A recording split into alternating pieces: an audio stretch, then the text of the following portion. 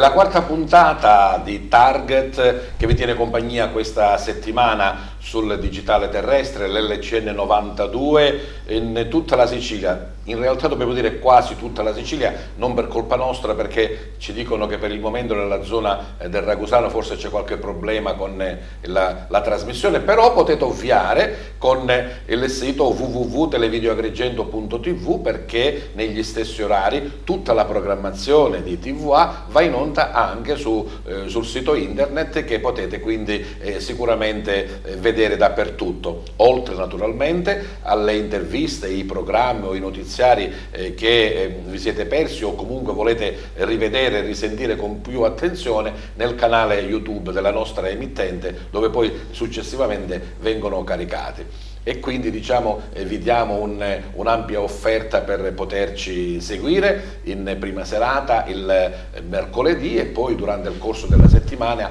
nelle varie programmazioni con orari diversi che il nostro direttore ha programmato. Anche questa sera parleremo con illustri ospiti del nostro territorio di importanti e interessanti argomenti che spero vi coinvolgano e che vi terranno insomma seduti, o cosa state facendo non lo so, però l'importante è che il vostro televisore è sintonizzato con Televideo Agrigento. Vi presento subito i miei ospiti, ad iniziare dalla mia sinistra. Lui è Francesco Pira, è docente universitario, è giornalista, è presidente anche del Lions Club Valle dei Templi di Agrigento ed altre 1250 definizioni che non sto qui a dire, Francesco.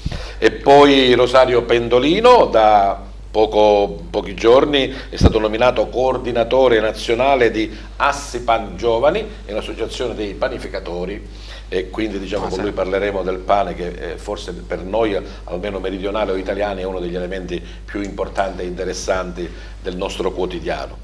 Ilenia Capodici, la responsabile provinciale di Adiconsum Agrigento, parleremo di problemi di consumatori legati alle cartelle, alla spazzatura, all'acqua, insomma tutto quello che ci può interessare nella vita quotidiana. E poi c'è Giacomo Minio, lui è docente di economia all'Università di Palermo e anche responsabile di Sicindustria, quindi abbiamo diversi argomenti di cui parlare. E la nostra ospite musicale direttamente da Sanremo non è l'Ariston, però insomma siamo a Casa Sanremo, che è una delle manifestazioni collaterali più importanti del festival. Eccoci qua e inizierei subito proprio col pane, Rosario, perché un buon pezzo di pane, specialmente se caldo, veramente la fragranza e il profumo. Anche se ultimamente dobbiamo dire che tra i problemi di grani che non sono proprio locali, tra i problemi forse anche economici, che qualche città, qualche tuo collega ha un po' aumentato il prezzo, se ne sta parlando. Ma innanzitutto dobbiamo dire una cosa importante: il pane siciliano agrigentino è buonissimo. Sei con me? Ma il pane, diciamo, è buono in tutta Italia, perché in realtà è uno di quei prodotti che rimane sempre ancorato alla tradizione, quindi in ogni parte d'Italia si trova comunque un prodotto tradizionale. Vabbè, però puoi mettere la rosetta con una mafalda, un po' no, di sicuramente diciamo la Sicilia, come un po' tutto il sud Italia, avendo diciamo una predominanza di coltivazione di grano duro rispetto al grano tenero, riesce a produrre un prodotto di qualità superiore. Anche se dobbiamo dire che l'abbiamo vissuto con il problema della guerra in Ucraina, abbiamo saputo che anche l'Italia importa grano dall'estero. L'Italia importa tantissimo grano dall'estero, dall'Ucraina, e anche tanto grano dal Nord America, soprattutto dal Canada.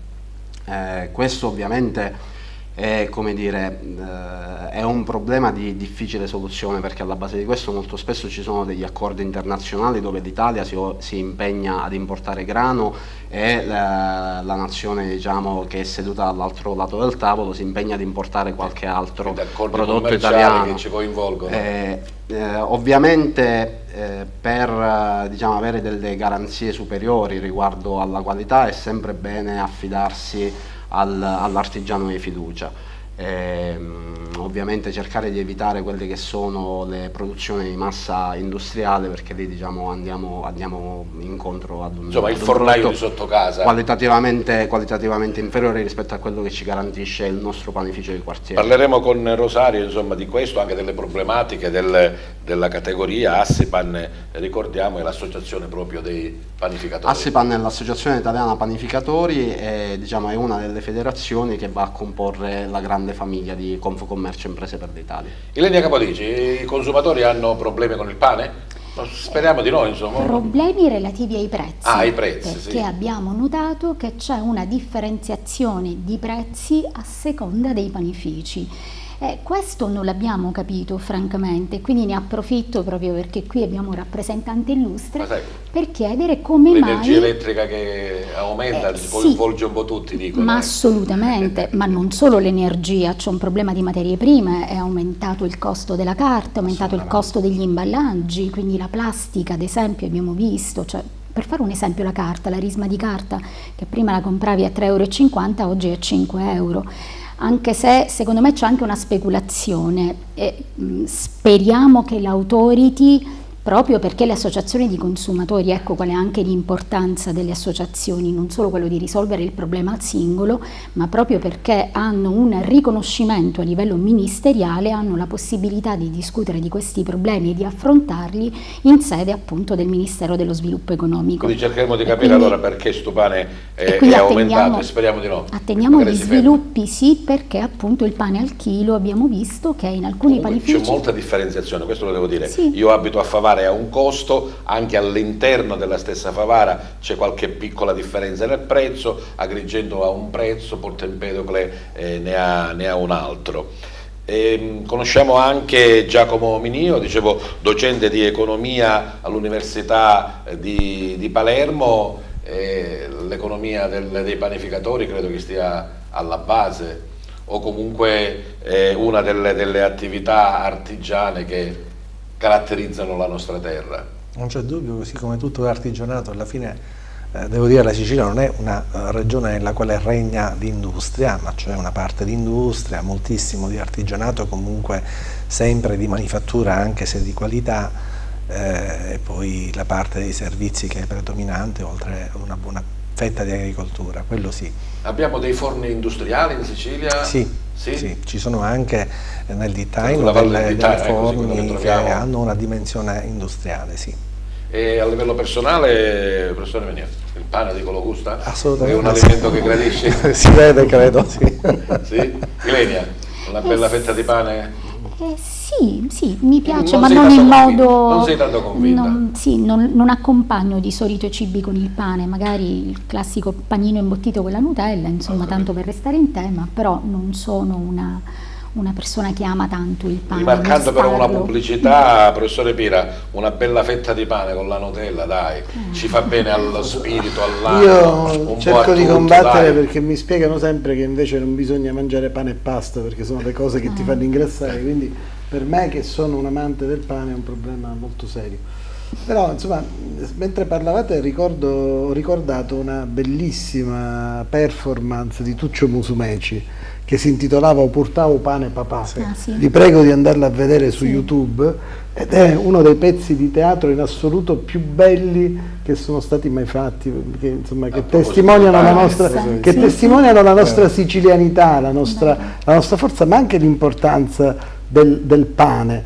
Ricordo, giovane cronista sportivo, che c'era un calciatore del Licata che si chiamava Tripi, che quando gli facevamo le interviste, perché magari aveva fatto un gol, diceva questa frase tipica: a portare un pane a casa. Ed è, secondo me, è l'espressione, quindi parlare del pane, secondo me, almeno io lo dico da sociologo, è sicuramente la cosa che ci mette nelle condizioni di ripensare a momenti che sono non solo legati al fatto che mangi il pane, che lo gusti, che è buono, ma a un sistema di socialità che il pane determina, perché il pane quando arriva il pane è qualcosa di importante, ma tutta anche il fatto che il pane viene fatto di notte ha tutto una sua magia, un suo mondo. Religiosità, sì, certo, poi c'è spezzo il pane, esatto, c'è anche quindi un fatto anche cristiano. Io penso che il pane rappresenti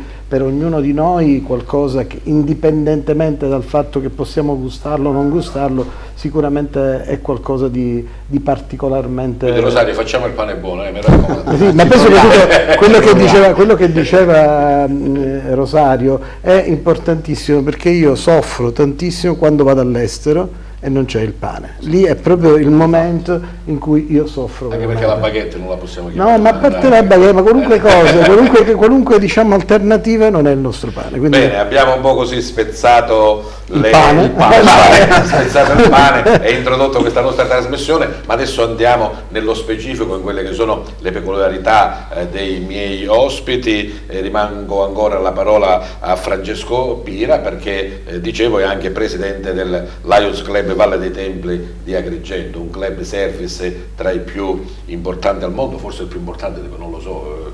No, insomma, diciamo che qui c'è un rotariano in studio, abbiamo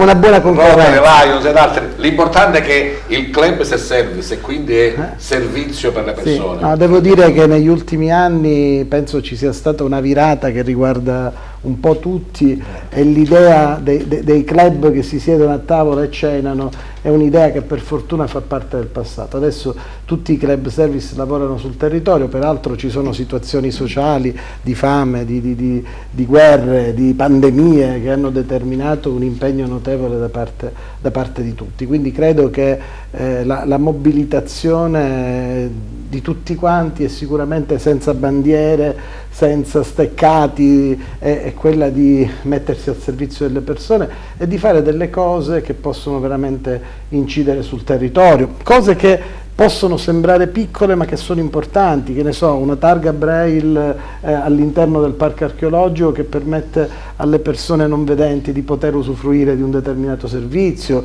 la solidarietà verso famiglie che in questo momento hanno bisogno del latte, hanno bisogno del pane, hanno bisogno della pasta e che non possono avere questo tipo di sostentamento, questo tipo di sostegno. Quindi penso che è cambiata completamente, c'è stata una rivoluzione dei club service, e una delle cose più belle che penso sia noi, che Rotary, Kvanis, la Fidapa facciamo è quella di prendere professionisti e metterli a disposizione del territorio.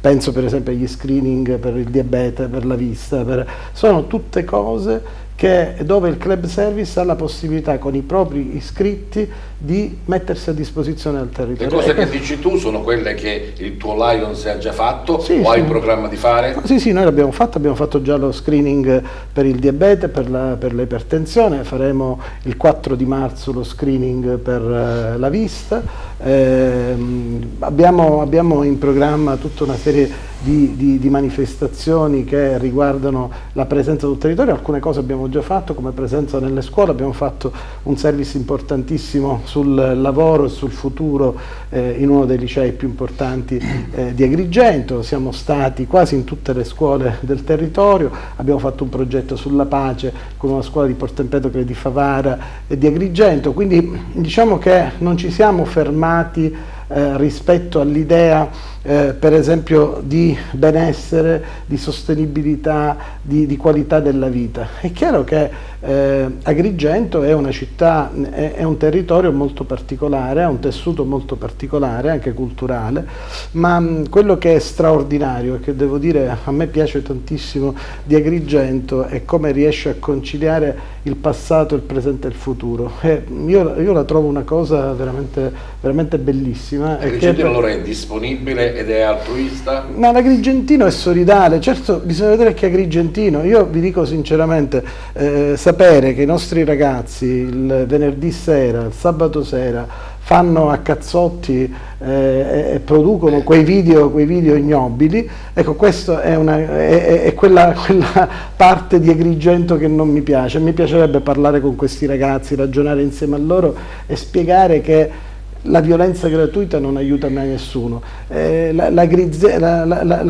L'Agrigento che ha ucciso una ragazzina e che l'ha spinta al suicidio dopo uno stupro, io ho scritto proprio un articolo su questo e ho detto che Alice, invece di andare nel paese delle meraviglie, è andato nel paese dell'orrore. Sono quelle cose che noi dobbiamo cambiare, perché quando noi pensiamo ad Agrigento come città della cultura, come capitale della cultura, dobbiamo pensare anche ad Agrigento come capitale della pace. Ecco, io penso ai colori del mandorlo in fiore, no? Tutti quei colori, tutti quei paesi, ecco, mi dà una sensazione di una città nel mondo. Invece quando accadono questi fatti così squallidi, così piccoli, vanno a restringere completamente quello che è il campo di azione. Quindi noi dobbiamo lavorare soprattutto per non permettere mai a nessuno che ci possano essere balordi che distruggano i sogni di una ragazzina come Alice. Ecco, questa è una cosa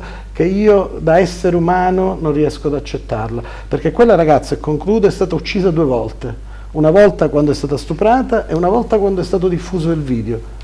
E quindi la spinta al suicidio è nata proprio non per la vergogna, ma anche per il fatto di non essere capito. Quando una società non è capace di dare una risposta di questo tipo, il problema non è della famiglia, della scuola, del comune, dell'ASP, il problema è della società e tutti ce ne dobbiamo fare carico. Come dicevo all'inizio, insomma, avere ospite Francesco Pira non è solo per quello che può essere uno dei tanti impegni che ha, ma riesce a spaziare e quindi a renderci, insomma, più comprensibili molte cose.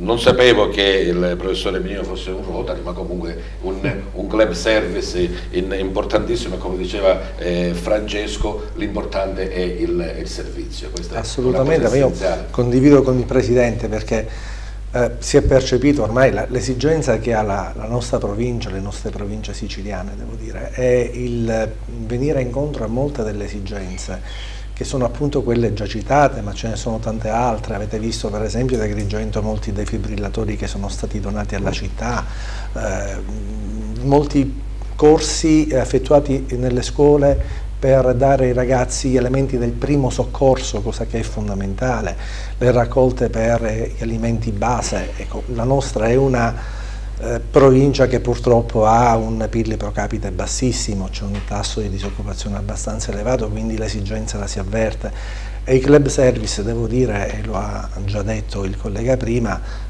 hanno fatto veramente un grande lavoro in questo senso, è vero. E questo ci fa veramente piacere. Ma lei è qui per parlare di economia, ha detto che il nostro PIL è molto basso, c'è qualcosa PIL pro capite, ma c'è qualcosa che anche qui in provincia di Agrigento ci può aiutare a far risalire la china? Non lo so, si parla sempre della famosa programmazione europea, si parla di PNRR, cioè noi ci siamo dentro e lo sfruttiamo o ci siamo dentro per sentito dire? Allora, noi ci siamo dentro in pieno, fra l'altro quello che si sta in qualche modo avvicinando, siamo quasi all'inizio, è uno dei periodi forse più floridi che potremmo avere, perché siamo all'apertura della nuova programmazione dell'Unione Europea, il settennio 21-27, e in più ci sono i 195 miliardi del PNRR.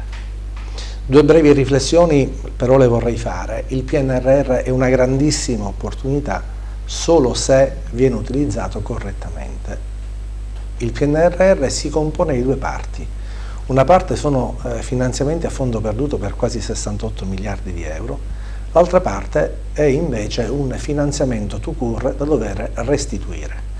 È come se noi facessimo in un'impresa un prestito. Come se noi facessimo in una impresa un investimento per una macchina, dalla cui attività dovremmo trarre fuori poi i flussi finanziari per ripagare il debito, però invece la macchina non la facciamo partire e allora lì cominciano i problemi. Ecco, allora la programmazione in Italia, ma anche in Sicilia, deve essere fatta e redatta in modo tale da avviare una macchina che sia in grado di produrre redditi, perché viceversa avremmo un aumento del nostro debito pubblico. Quindi sommeremo ulteriori debiti a quelli che abbiamo già. La nuova programmazione è particolarmente importante, abbiamo complessivamente a livello nazionale oltre 43 miliardi di euro dall'Unione Europea, che si sommano a quelli del PNRR. La Sicilia ha una dotazione importante, veramente importante, che riguarda il PNRR, che riguarda appunto la nuova fase della programmazione. Cito soltanto il Fondo Sociale Europeo. Nella scorsa programmazione avevamo 800 milioni di euro. Nella programmazione che sta per iniziare questa dotazione è stata quasi raddoppiata, siamo a 1.500 milioni di euro. Ma li raccogliamo questi soldi? Allora, lì c'è... chi li deve raccogliere? Chi è preposto alla raccolta? Ecco allora, l'investimento poi naturalmente. Assolutamente. Le dico, paradossalmente la Sicilia ha avuto nel PNRR adesso una buona fetta di risorse. Però anche lì dobbiamo fare una analisi attenta. Chi è destinatario delle risorse? Sicuramente gli enti pubblici, quindi i comuni, le province, le imprese, le associazioni e quanti altri. I comuni oggi versano, io conosco molti sindaci, siamo in rapporti straordinari con moltissimi, e devo dire che in moltissimi casi sono degli eroi.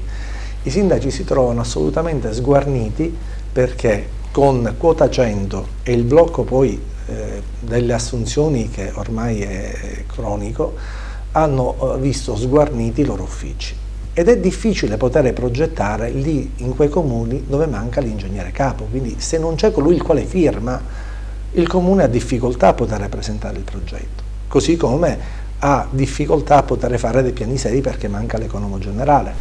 Quindi noi ci troviamo dei comuni che sono impossibilitati a poter programmare. In questi casi si ricorre allora a progetti precedentemente approvati, pronti, che però hanno un gap, questo a livello nazionale e non solo siciliano. E il gap è quello che molto spesso dei progetti che troviamo nei cassetti non sono progetti adeguati dal punto di vista tecnologico. Dovrebbero essere rivisti magari. Dovrebbero essere rivisti, allora lì per poter non perdere le risorse si va ad adeguare soltanto il preziario e si va avanti con quel tipo di progettazione. Quindi abbiamo dei progetti che vengono realizzati chiaramente con non tutte le innovazioni tecnologiche o anche di materiali che sono dell'ultima ora. La cosa allora che bisognerebbe fare, devo dire che ci stiamo lavorando, ho messo in campo 5 miei ragazzi qui dell'Università di Agrigento che studiano economia. A breve partiremo con una veloce indagine sui comuni per fare proprio una fotografia su quella che è la reale esigenza dei comuni in termini di figure professionali, per capire come questi comuni potrebbero poi superare il gap e quindi iniziare a fare delle serie progettazioni. Oggi l'esigenza non è quella finanziaria, la finanza c'è a livello regionale, a livello nazionale, a livello comunitario. Chi vuole fare programmazione seriamente utilizzando i fondi comunitari può farlo tranquillamente. Le risorse sono molte, mancano i progetti, manca la capacità di progettazione, manca la sinergia fra pubblico e privato. È questo che manca. Per cui se riuscissimo a mettere su un sistema, stiamo lavorando facendo alcune, devo dire, verifiche, speriamo nei prossimi giorni di presentare una proposta seria anche con l'università. Se riuscissimo a in qualche modo superare questo gap, allora si potrebbe iniziare seriamente un'attività, diciamo, di lungo corso veramente. Questa è una cosa molto importante, scusate se mi vesto un attimo da docente universitario, però abbiamo visto già durante la pandemia come l'università è stata presente sui territori. E l'università rappresenta, tra l'altro con una cosa che ormai è stata riconosciuta anche a livello ministeriale, che noi chiamiamo terza missione, che quindi è la nostra presenza sui territori. Noi abbiamo un momento magico per le università siciliane, è successa una cosa che non è mai successa nella storia. Il presidente della conferenza dei rettori italiani è un siciliano ed è il mio rettore. Vi do solo un dato che è significativo. Il Sud Italia non ha mai avuto il presidente della conferenza dei rettori. L'ultimo presidente della conferenza dei rettori, che era dell'Università di Salerno, era stato eletto 20 anni fa. Quindi per la prima volta il presidente della conferenza dei rettori, quindi chi si siede al tavolo delle trattative, è siciliano, e questo rafforza anche un gioco di squadra che è stato fatto da tutte le università siciliane, e questo dimostra che quindi le università siciliane sono capaci di produrre sul territorio eccellenze che, come diceva giustamente il professore prima, possono dare risposte vere sul territorio. Quindi risposte vere significa creare le condizioni per non fare scappare i nostri ragazzi, per non farli diventare risorse negli Stati Uniti, in Spagna, in Europa e nel mondo, e invece scappano dalla Sicilia e noi poi non abbiamo le eccellenze. Quanto al ragionamento che faceva prima, è importantissimo ragionare, certo è brutto fare dietrologia, però io credo che quello che è accaduto nei comuni è frutto di una politica clientelare che ha portato a non assumere le persone che ci volevano, ma alle persone che in quel momento si potevano, no? Perché si è creata questa situazione? Perché per anni sono stati assunti articolisti, sono stati assunti cooperative, sono state assunte persone che poi non sono state formate e che adesso addirittura stanno andando in pensione, e non ci sono invece le persone che all'interno delle istituzioni riescono a fare. Quindi abbiamo le città, io parlo per esempio di Licata, in questo momento Licata è invasa di immondizia. È possibile, non c'è una soluzione? È inverosimile, però è così.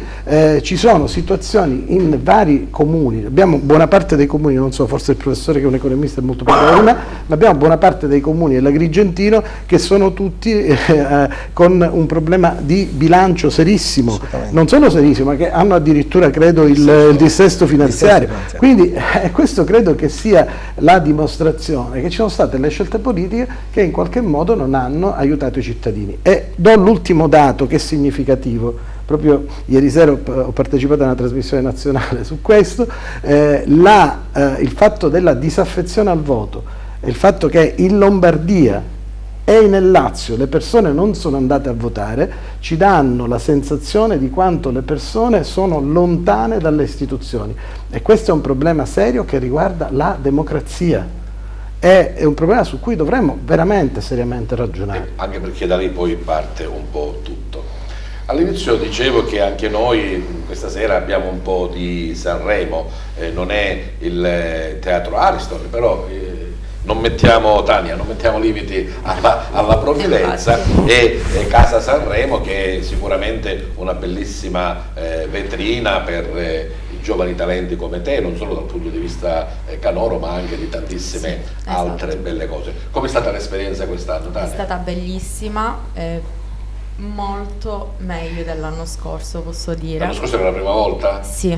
È un po' più emozionata, adesso ci sei andata? Sì, sono andata molto più sciolta. Più sciolta, qui ci sono stato, qui lo conosco. Sì, Parlaci un po' di Casa Sanremo, che cosa si fa? Fate è una vetrina. Normali, una vetrina, sì. Sì, è una vetrina dove viene ascoltata da case discografiche. Proponete i vostri lavori? Sì, esatto. Io so che il tuo lavoro, il tuo inedito è andato bene. È andato benissimo, sì, infatti sono stata selezionata da una casa non lo possiamo far vedere? No. C'è questa opzione importante? Sì, sono stata selezionata da una casa discografica molto importante. Possiamo dire magari come si chiama il titolo della canzone? Sì, Tra le nuvole. Tra le nuvole, però non la possiamo ascoltare. No, scritta da Dario Adragna, che è un mio carissimo amico. La sentirete a breve. Speriamo che questo tuo cammino possa proseguire nel migliore dei modi. Però dato che sei qua, sei nostro ospite musicale, insomma, ti dobbiamo ascoltare. Sì. Andiamo un po' indietro nel tempo? Sì, va benissimo. 2018, non so se l'avevi presentato anche qua questa volta. Sì, 2018, esatto. Sì. C'era L'abisso dentro me. Dentro. Direttamente da Casa Sanremo, Tania Vinciguerra a Target.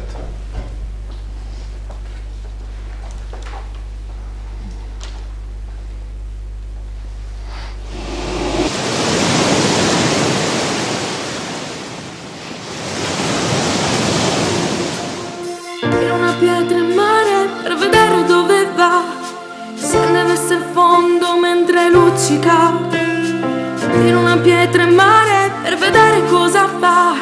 Il fuoco sulla sabbia appoggerà. Sono tremenda, scutatrice di persone, di occhi umani. Nello sguardo vedo il dentro di ogni uomo. favole nei libri, anche se li leggo non riesco mai a finirli. E credo nell'amore, ma l'amore che cos'è? Cerco nelle tasche quel qualcosa che non c'è, e amo navigare e cerco in quel che sono, cerco un po' di pace dentro me. Tiro una pietra in mare per vedere dove va, scende verso il fondo mentre luccica, e tiro una pietra in mare per vedere cosa fa, tra poco sulla sabbia appoggerà.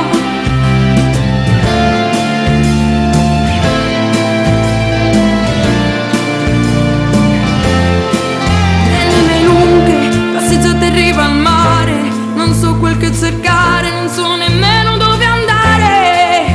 Nelle mie lunghe passeggiate verso il tramonto, non so quel che c'è intorno, non so a che vado incontro.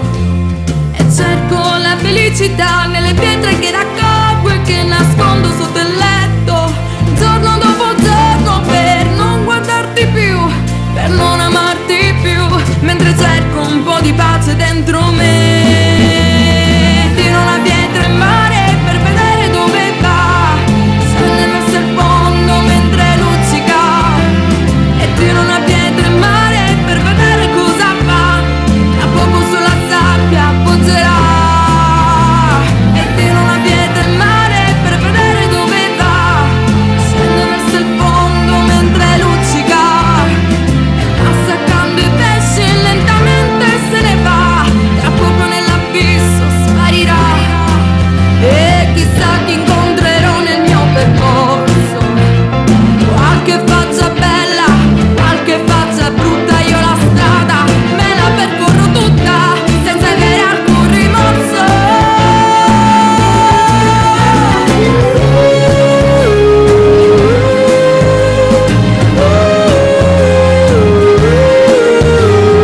Tiro una pietra in mare per vedere cosa fa, tra poco sulla sabbia appoggerà. E tiro una pietra in mare per vedere dove va, scende verso il fondo mentre luccica, passa accanto ai pesci e lentamente se ne va, tra poco nell'abisso sparirà.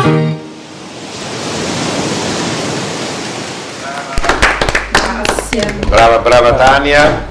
E allora proseguiamo col trattare, insomma, col parlare di quello che un po' abbiamo accennato all'inizio, ovvero i tanti purtroppo problemi dei consumatori.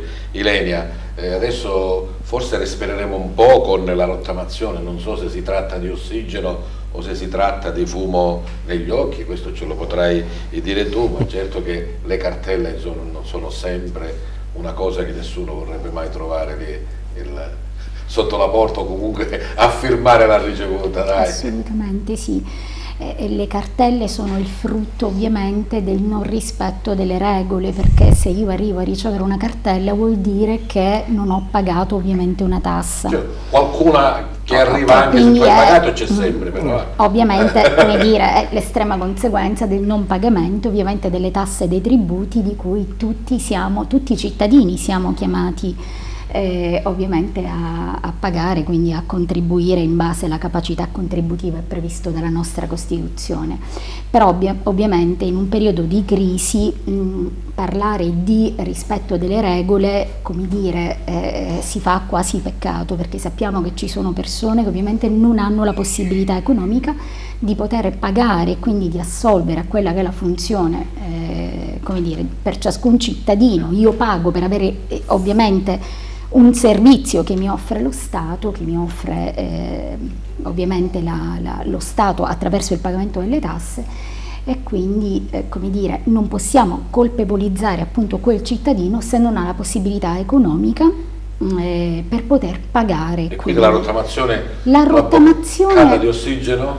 Allora, guardi, dal mio punto di vista io sono contro le rottamazioni, sono contro quelli che sono i cosiddetti condoni, perché cosa vuol dire condonare una rottamazione? Dare la possibilità a chi non ha pagato di essere considerato in egual misura di chi ha pagato, cioè sembra quasi una furbata detta insomma tra di noi.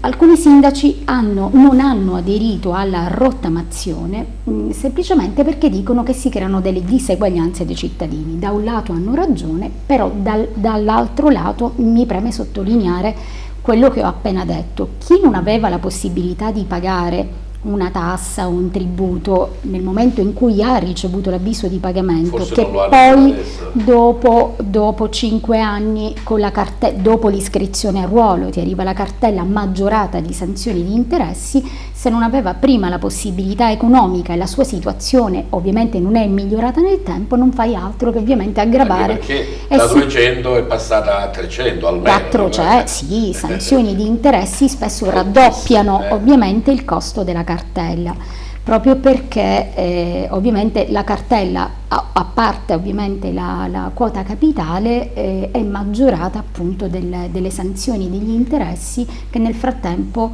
ovviamente hanno maturato. E quindi questa rottamazione, che non è diciamo una eliminazione totale del debito, o comunque una piccola parte, perché si parla di cartelle in un periodo determinato, 2010-2015, sotto i 1.000 euro, da un po' ti fa respirare, dall'altro magari ti dà la possibilità di dilazionarla nel tempo, di non pagare l'esosità della mora e della sanzione e di ritornare cittadino normale, ecco. Sì, di mettersi al pari insomma con il pagamento. Con la legge di bilancio 2023 è stata data appunto è stata prevista la possibilità per il cittadino contribuente di poter aderire alla rottamazione, però sappiamo che siccome questo è a discrezione dei comuni, i comuni ovviamente proprio perché hanno bisogno di introitare non hanno accettato la rottamazione in materia di tasse e di tributi, quindi il cittadino contribuente oggi ha la possibilità di poter aderire alla cosiddetta definizione agevolata.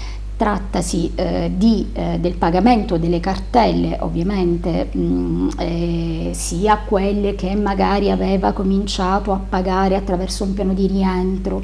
Nelle cartelle troviamo tasse, tributi, sanzioni amministrative, contributi unificati non pagati, quindi tasse nei confronti diciamo diretti con lo Stato.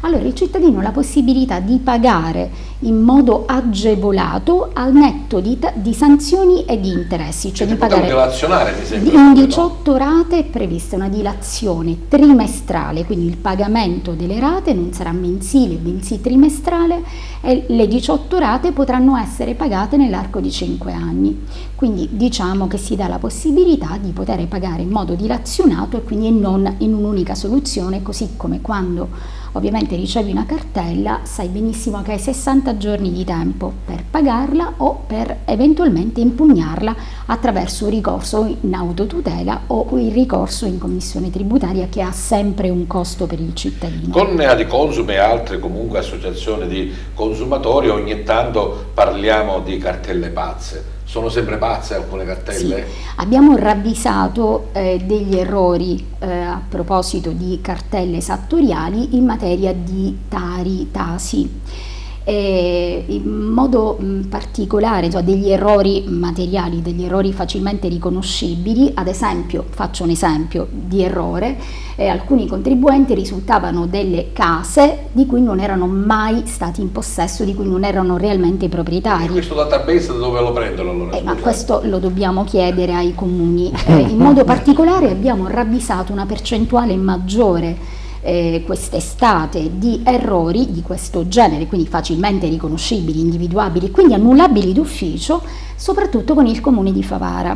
Il mio paese non lo trattare male, ma è anche il mio, per carità, stiamo parlando di difendere i cittadini contro degli abusi, perché i contribuenti hanno provato ad avere un'interlocuzione con l'ufficio tributi del Comune di Favara e non ci sono riusciti. Oppure ti prenotano per il marzo del 2025. Sì, però la risposta era sempre quella: devi pagare, ma devi pagare nel momento in cui ti faccio presente ovviamente che c'è un errore. Io non devo pagare, devi correggere, perché puoi in autotutela ovviamente correggere l'errore, cosa che non è stato fatto, e per questi contribuenti abbiamo dovuto fare un ricorso ovviamente in commissione tributaria per fare annullare la cartella, E purtroppo, ahimè, spesso le commissioni tributarie, professore Giacomo Minio, lei ne sa qualcosa, compensano le spese, quindi ovviamente il contribuente io non devo deve pagare, sono costretto a ma ricorrere intanto e pago il contribuente, per aver riconosciuto ovviamente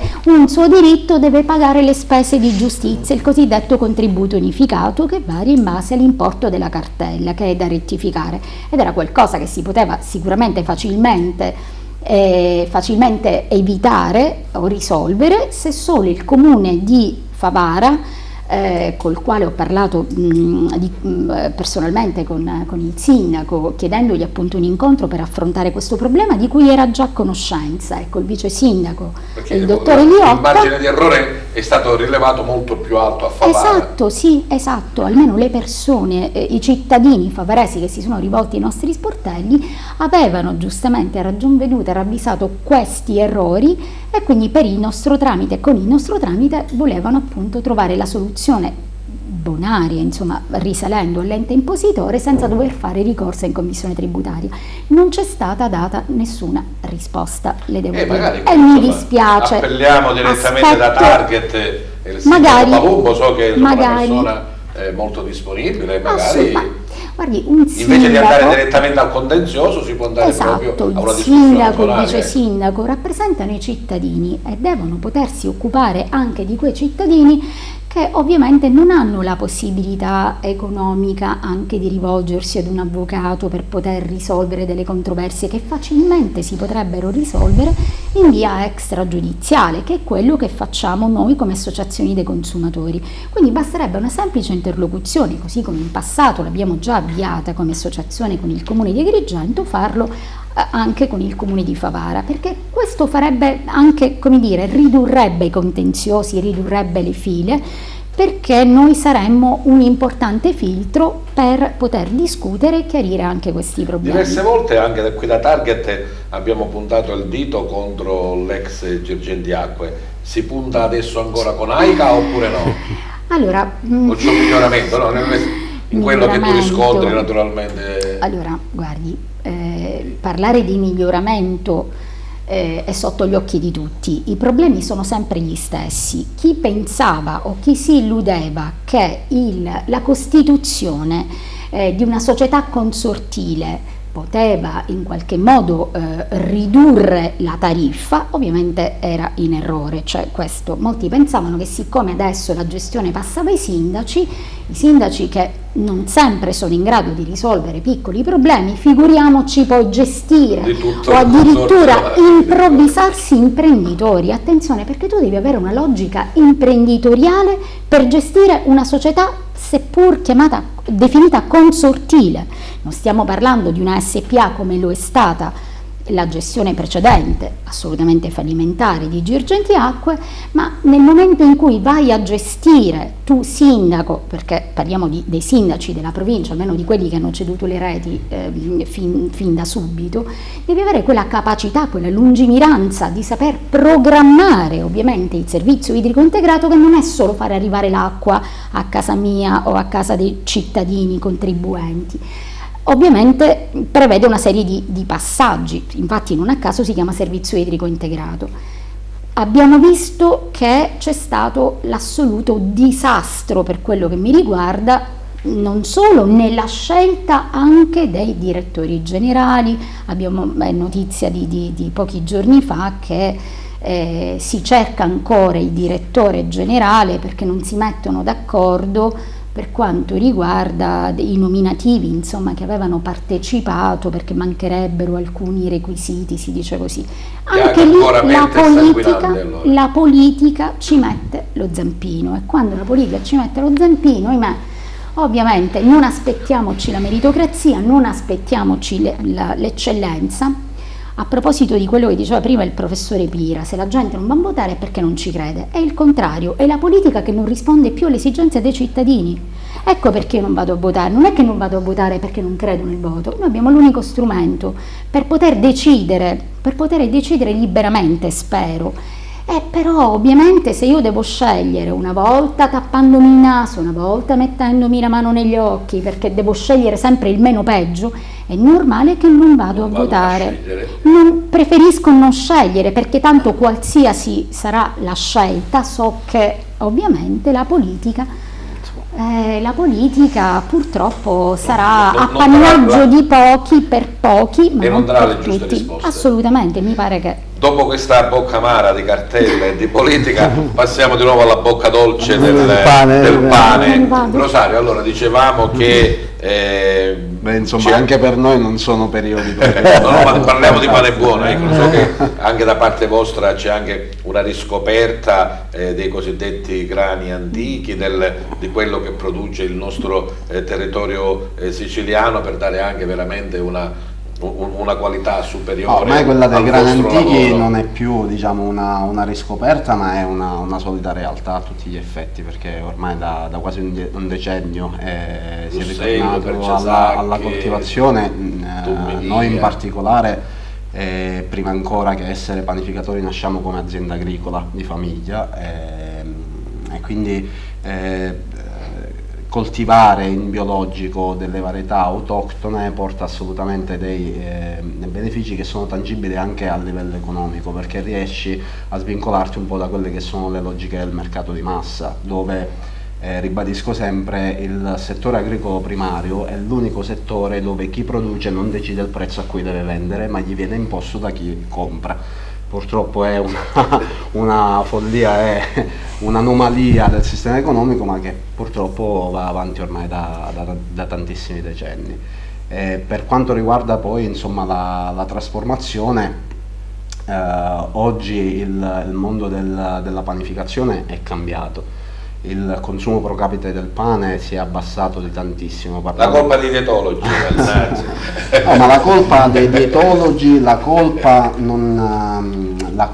è del fatto che per decenni abbiamo assimilato, diciamo, prodotti da forno fatti con delle farine di grani così potenziati che il nostro organismo non riusciva comunque a lavorare. Potenziato che vuol dire? Che un po', insomma... con dei grani, insomma, che vengono trattati con degli agenti chimici molto impattanti, perché bisognava avere un prodotto che avesse un'alta resa proteica.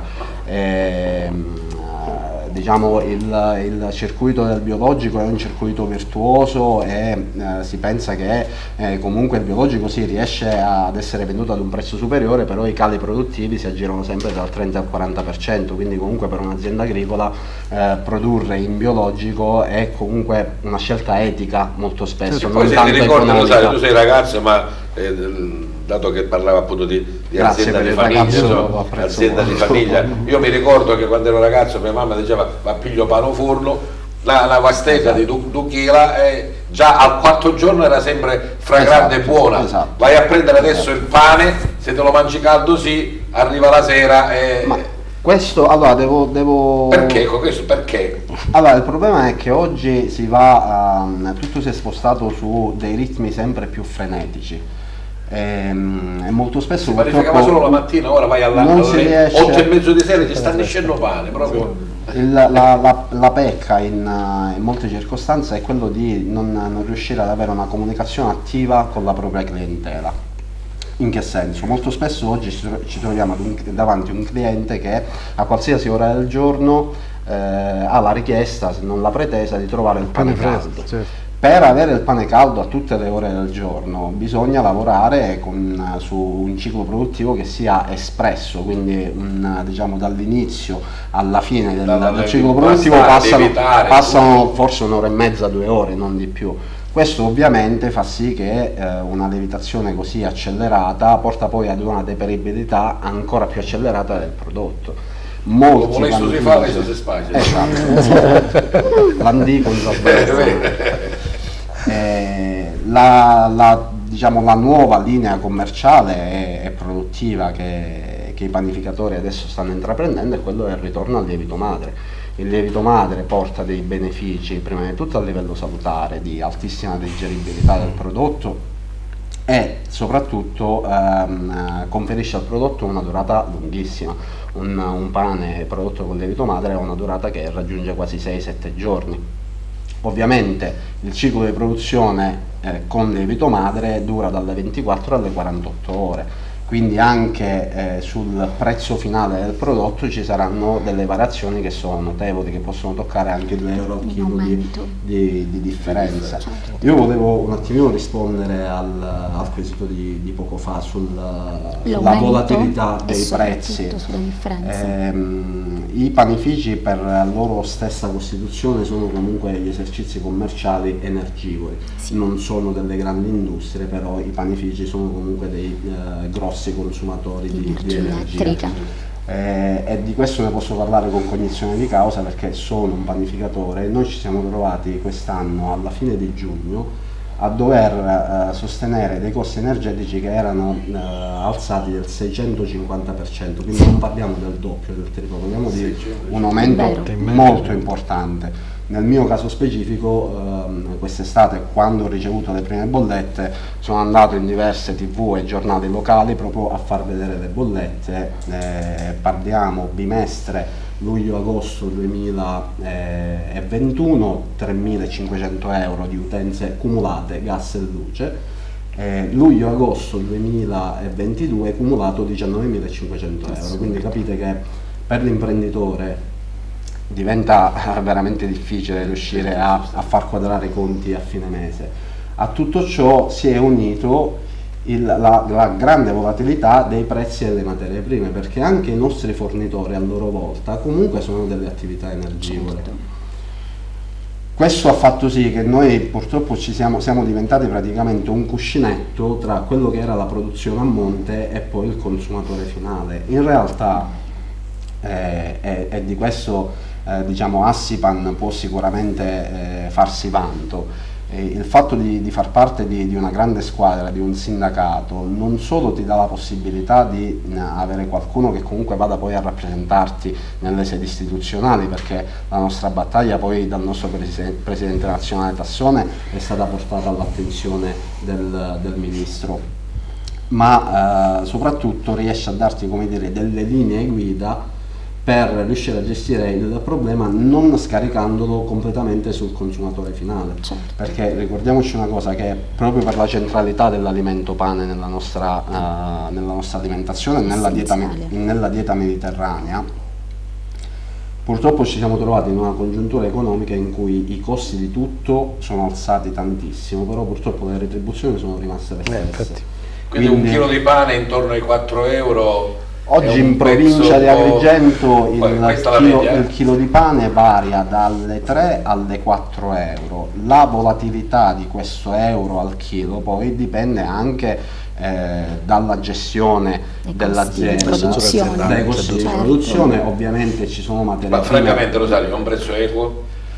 Ma guarda, lo trovate basso, lo trovate giusto? Io ti dirò che per i costi di produzione che abbiamo oggi il prezzo per noi imprenditori è addirittura basso, perché in realtà alla fine della filiera quelli che abbiamo rinunciato più di tutti siamo noi, nel senso che abbiamo accettato dei margini di guadagno molto più bassi per cercare di non perdere quella che è la competitività nei confronti del cliente, anche perché il panificio di quartiere, come dicevo poco fa, non è un esercizio commerciale freddo. I nostri clienti sono clienti abituali, sono persone che vengono 2 volte al giorno, soprattutto se si opera poi in un contesto comunale ristretto. Noi operiamo ad esempio ad Aragona. Aragona conta circa 6-7 mila abitanti reali, sulla carta sono qualcosina in più, ma quelli reali sono quelli. Quindi negli anni il rapporto che si instaura con il proprio cliente è un rapporto di fiducia reciproca. Questa cosa è vera, dal punto di vista antropologico. Io ricordo quando facevo il cronista locale che al panificio trovavo un sacco di notizie. Quindi cioè, lì beccavi tu, cioè lì meglio del barbiere. Sì, quasi, lì ci sono tutti, perché il pane lo vanno a comprare tutti, quindi tu incontravi il sindaco, incontravi il vigile urbano, incontravi, cioè, quindi ci sono tutti. Aumentare il prezzo al nostro cliente per noi comunque è nessuno come lui sa spiegare perché il pane diventa duro. Io me lo porterei dietro, veramente. Dice, perché il pane diventa duro e lui tira fuori questa. È scienza, guarda, è scienza, è bellissimo. Ma allo stesso tempo purtroppo ci siamo trovati davanti poi tutti quelli che sono le catene di produzione a monte, quindi i nostri fornitori, che in realtà però avevano una volatilità dei prezzi settimanale. Oggi portare avanti il nostro tipo di attività commerciale è molto difficile, perché io ad esempio ogni settimana per un determinato prodotto faccio fare le quotazioni a 5-6 fornitori diversi, e tutto questo richiede tempo, attenzione e diciamo il tempo purtroppo per noi è denaro, è una risorsa importante. Rosario, quale sarà il tuo impegno nel Comitato Nazionale di Assipan? Allora, all'interno del Consiglio Nazionale di Assipan sicuramente sarà quello di portare avanti, diciamo, una tutela delle aziende di qualità, soprattutto, diciamo, quelle operanti nel meridione d'Italia e nella Sicilia, perché come dicevo prima noi abbiamo la possibilità, per grazia ricevuta, perché è qualcosa che ci troviamo per diciamo appartenenza geografica, di avere un prodotto che qualitativamente è superiore rispetto al resto d'Europa e al resto d'Italia. Ovviamente come coordinatore dei giovani il mio obiettivo principale sarà quello di riportare i giovani all'interno dell'arte bianca, perché il mondo della panificazione si è un po' distaccato da quello che è, diciamo, dalle generazioni più giovani, e soprattutto per una problematica principale, che è quella appunto del lavoro notturno. I giovani oggi non vogliono lavorare la notte e io devo dire che capisco benissimo, insomma, le loro perplessità a tal riguardo, però è anche vero che l'industria dei macchinari che vengono utilizzati nella panificazione ha avuto una grande evoluzione tecnologica, e mi riallaccio al discorso del professore poco fa. In questo la tecnologia, senza l'aiuto appunto della chimica, quindi senza snaturare la qualità del prodotto, ci aiuta a come dire, migliorare la qualità della vita di chi vuole intraprendere la carriera di panificatore, e quindi cercheremo, insomma, di riportare i giovani dentro i panifici, perché poi è un lavoro che si basa, come abbiamo detto all'inizio, su una magia, e il processo della produzione e la lievitazione del prodotto è qualcosa veramente di magico. Bisogna farli appassionare, naturalmente. Bisogna farli appassionare, bisogna soprattutto riportare la panificazione ad un livello umano di impegno che si deve dare al proprio lavoro. Non è più il periodo del contesto storico in cui chi vuole fare impresa può dedicare tutta la sua vita all'impresa. Abbiamo altre esigenze, abbiamo esigenze personali, dobbiamo comunque ritagliarci. Bisogna coniugare un po' tutto, con la famiglia. Ma oggi è possibile, perché comunque la tecnologia in questo senso ci viene in aiuto. Bene. Francesco, io poco fa ti ascoltavo quando accennavi a quelle cose brutte successe anche qui ad Agrigento, insomma, anche qualche giorno fa durante il carnevale a Ravanusa, accoltellamenti eccetera, ma sti giovani sono proprio così. Sono fragili, sono fragilissimi, la responsabilità è della nostra generazione, una generazione che ha lavorato per garantire la quantità e non la qualità. Si è creato un po' quest'idea del consumismo emozionale, no? Tutto è subito, tutto, anche questa cosa banale, no? Che di Sanremo, la performance di Rosa Chemical, che ha lanciato un qualcosa di molto serio che sta avvenendo tra i giovani e che noi stiamo sottovalutando, cioè l'idea che esiste il gender fluid, cioè che non esiste più l'identità maschile e l'identità femminile, ma esistono persone che si accoppiano sessualmente indipendentemente se sono maschi o se sono femmine, l'importante è che si piacciono. Questo messaggio sta passando molto forte tra i ragazzi e questa è una cosa su cui noi adulti dovremmo lavorare. C'è l'ultimo allarme lanciato dalla polizia postale di una nuova challenge, una nuova sfida su TikTok che si chiama cicatrice francese, che consiste nel darsi dei pizzichi forti alla faccia e creare un ematoma fortissimo e poi riprendersi e fare una storia chi si fa più male riesce. Allora queste cose sono cose su cui non possiamo, quando c'è il morto, quando c'è il ferito grave, quando c'è il caso, intervenire, accendere le luci e accorgerci che la società. Noi abbiamo un tema di fragilità, vi do un dato che è inquietantissimo: nel mondo ogni 11 minuti c'è un ragazzo che si suicida. Stiamo parlando di preadolescenti e adolescenti. Ogni 11 minuti nel mondo muore un nostro ragazzo, una nostra ragazza. Questo è l'esempio di una fragilità che non può essere più accettabile. Cioè noi dobbiamo occuparci dei nostri ragazzi, occuparci dei loro sogni, stabilire che, per esempio, questo ragionamento che stava facendo il Presidente, ma che lo stava facendo con molta cognizione, se noi continuiamo a pensare che tutti si possono laureare, che tutti devono studiare, ma chi farà? Cioè, pensate una cosa, guardate che stanno chiudendo tutti gli istituti professionali, hanno chiuso tantissime scuole di mestiere in tutta Italia, ma persino in luoghi dove si nascevano. Sì, ma la richiesta è una richiesta. Uno dei grandi temi del nostro paese, e lo dico perché qui c'è forse una persona che anzi sicuramente è molto più titolata di me per spiegarlo, non c'è stato mai un incrocio tra domanda e offerta. Cioè noi siamo stati sempre l'unico paese in Europa dove ci mancano i medici però abbiamo il numero chiuso, ci mancano gli economisti, ma perché accade questo? Cioè, com'è possibile che noi ci ritroviamo con una pandemia dove addirittura mandiamo medici che gli diamo l'abilitazione così velocemente perché abbiamo prima bloccato le università e dopodiché ci prendiamo i medici indiani, i medici iracheni, perché non sappiamo come fare per tamponare questa cosa. Allora dobbiamo trovare un equilibrio, e l'equilibrio è: perché chiudere il numero a medicina se poi non abbiamo i medici? Perché distruggere gli istituti professionali se poi non sappiamo? Allora noi dobbiamo spingere i nostri giovani a capire che non si può avere tutto, che la vita non è fatta di sì, la vita è fatta anche di no, la vita è fatta anche di sacrifici, la vita è fatta anche di sconfitte. Noi stiamo facendo crescere una società dove tutti devono essere vincenti, dove tutti devono essere belli, dove tutti devono essere perfetti. E questa cosa deve essere anche trasportata e fatta vedere a tutti.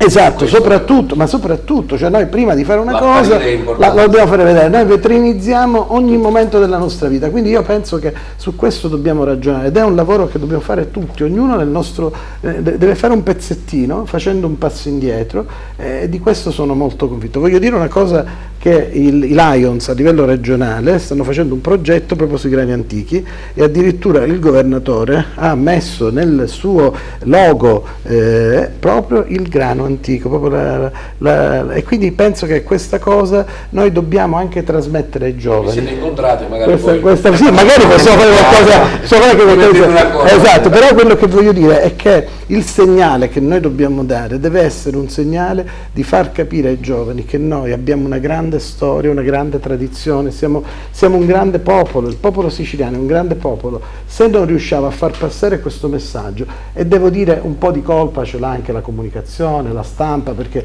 io sono rimasto veramente rabbrividito, ma su questo forse dovremmo fare una trasmissione a parte, della narrazione dell'arresto di Messina Denaro, perché quando fior di giornalisti di fronte all'arresto di un personaggio che è stato condannato in Cassazione, che ha fatto le cose peggiori, noi ci chiediamo quanto Viagra usava, se aveva la fidanzata, quanti erano i rapporti sessuali, al capo del rosto c'è un grande giornalista che chiedeva questa cosa. Per me questo è la fine di un'era del nostro grande giornalismo italiano. Quindi grazie su questo, della completezza, grazie Francesco. Il tempo vola, però insomma un ultimo spazio volevo dedicarlo ancora al professore Minio per quanto riguarda il discorso di industria e di territorio. Io mi ricordo che, anzi lo vedo tuttora, per esempio, che quando vado a lavorare a Porto Empedocle vedo lì quelle zona ASI, ma vedo solo la zona, non vedo poi l'industria. Se mi permette una velocissima battuta, vorrei riprendere una delle interessantissime riflessioni del professor Pira. È vero, negli anni non abbiamo saputo coniugare assolutamente la scuola con l'università. Domanda e offerta, richiesta e... I corsi di formazione che venivano realizzati nelle regioni erano a sé stanti. cosa ci voleva e cosa ci vuole ancora oggi a mettere assieme quella che in un normale mercato, un'indagine di mercato normale fra domanda ed offerta, può facilmente coniugarsi. Allora oggi ci troviamo veramente nelle condizioni di non trovare delle manovalanze qualificate, delle professionalità qualificate. Se voi oggi cercate un geometra di cantiere è difficile trovarlo, è una razza estinta. Ci sono delle aziende che hanno esigenza di poter mettere assieme delle nuove professionalità da inserire ed è difficilissimo. Sicindustria Agrigento farà venerdì prossimo proprio siglerà un accordo con alcune scuole per avvicinare il mondo delle scuole professionali proprio all'industria, in modo tale da poter iniziare questo rapporto, perché non c'è. Ci sono le industrie allora? Le industrie assolutamente ci sono. Allora io vorrei spezzare intanto veramente una lancia, intanto riprendo quello che saggiamente diceva il professor Pira. Il nostro è un grande paese. Io insegno economia politica ad Agrigento, ma insegno economia dell'arte e della cultura a Palermo, che secondo me è la materia più bella forse ancora di economia politica, perché coniughi l'arte, coniughi con la bellezza con l'economia. Noi siamo quel paese nel quale è stato inventato il pianoforte, dopodiché se ne sono impossessati i tedeschi. Noi siamo quel paese che ha dato il nome alle note musicali, da noi è stata inventata la radio. Noi siamo coloro i quali hanno inventato il violino, il Guarnieri del Gesù, lo Stradivari. Queste cose noi non possiamo dimenticarle. Noi abbiamo una storia straordinaria. Queste cose però noi le dimentichiamo. Oggi non ci sono più ragazzi che studiano musica. Oggi le nuove generazioni sono chiuse nella loro stanza al buio con TikTok ed è allarmante, il professore ha ragione. Dobbiamo intervenire, ma non soltanto le famiglie, non soltanto l'ASP, non soltanto le scuole. Qua siamo veramente ad una situazione quasi catastrofica. O si interviene subito, questi giovani, le nuove generazioni soprattutto, abbiamo già non si sa dove siamo veramente, finiti, ma abbiamo già delle evidenze, quello che succede è già catastrofico.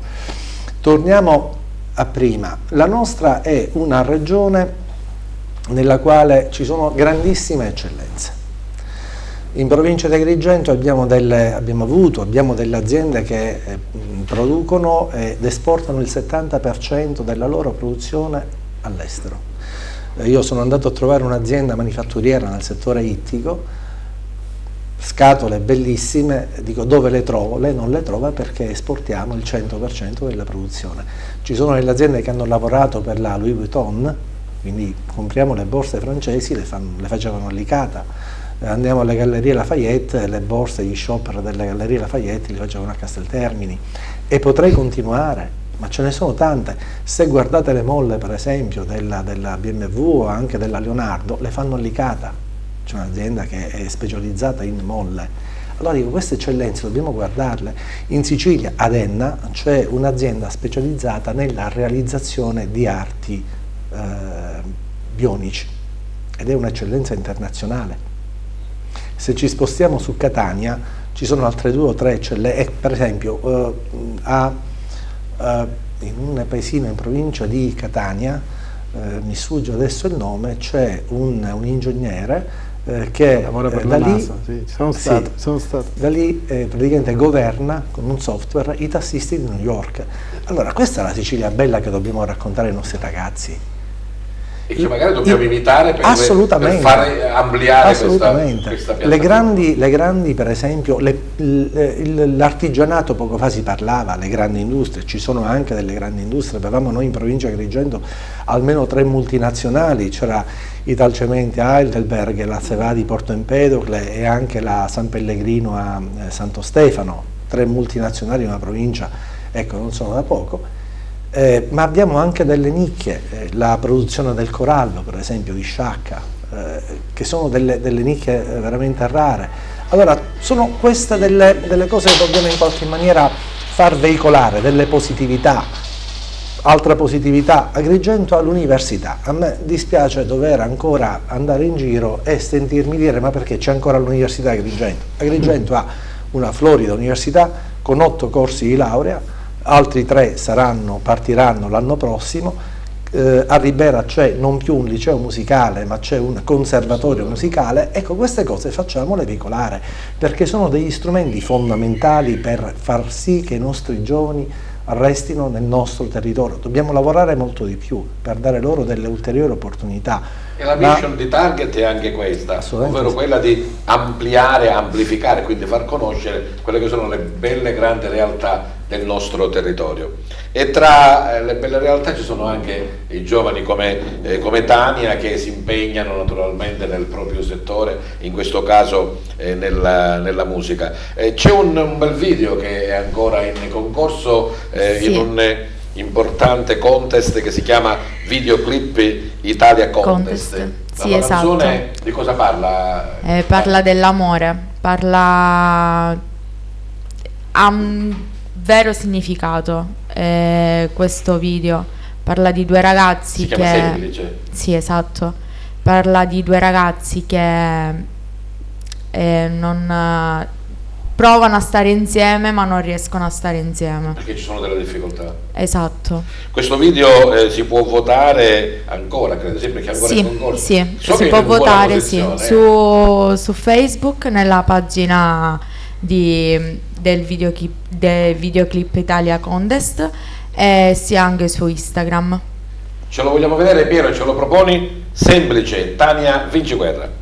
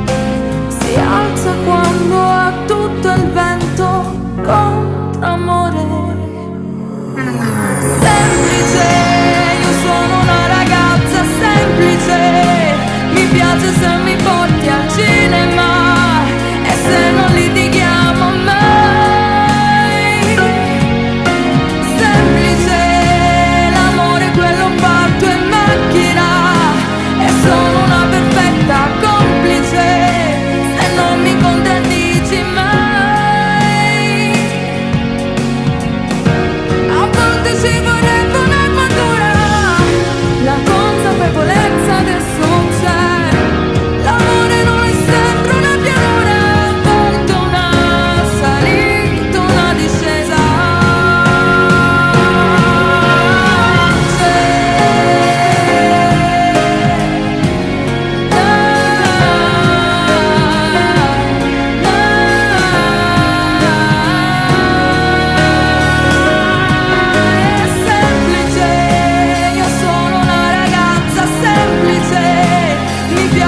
mi porti al cinema e se non litighiamo mai. Semplice la pizza da mangiare in macchina e sono una perfetta complice se non mi contraddici mai.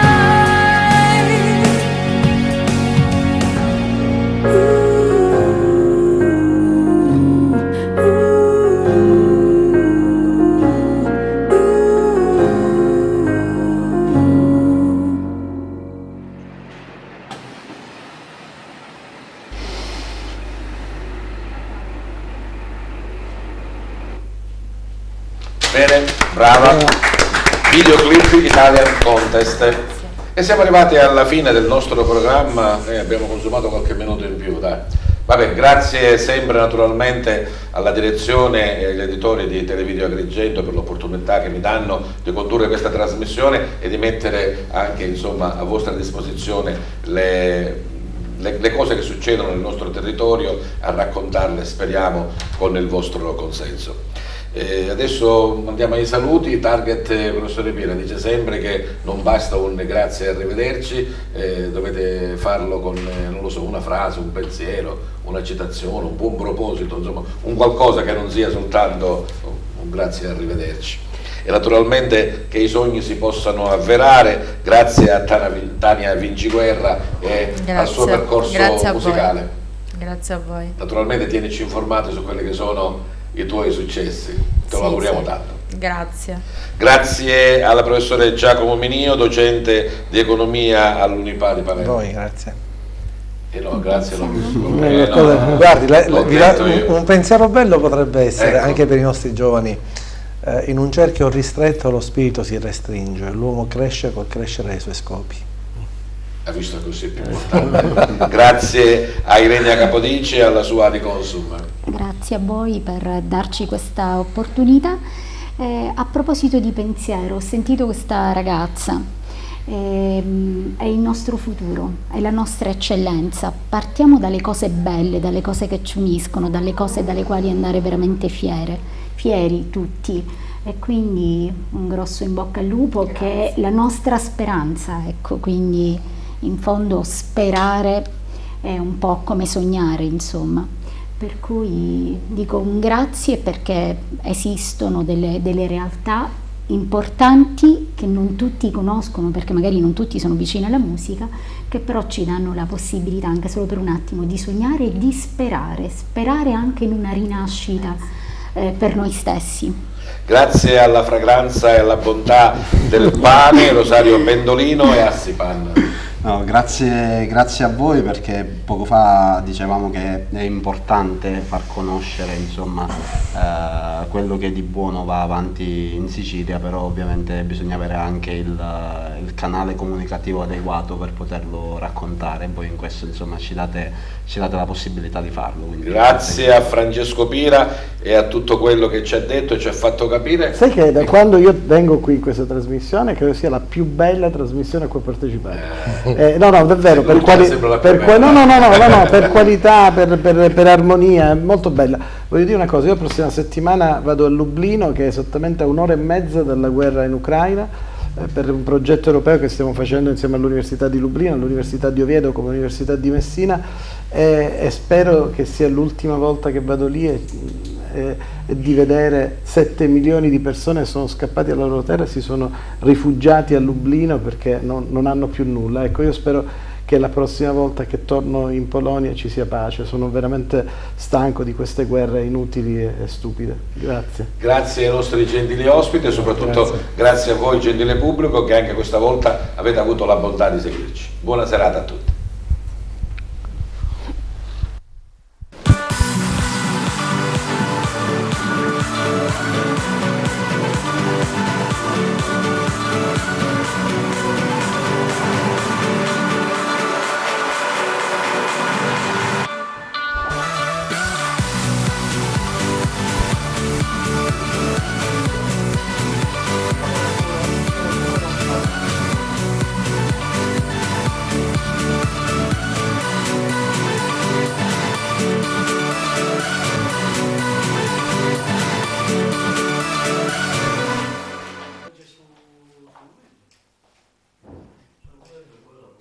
che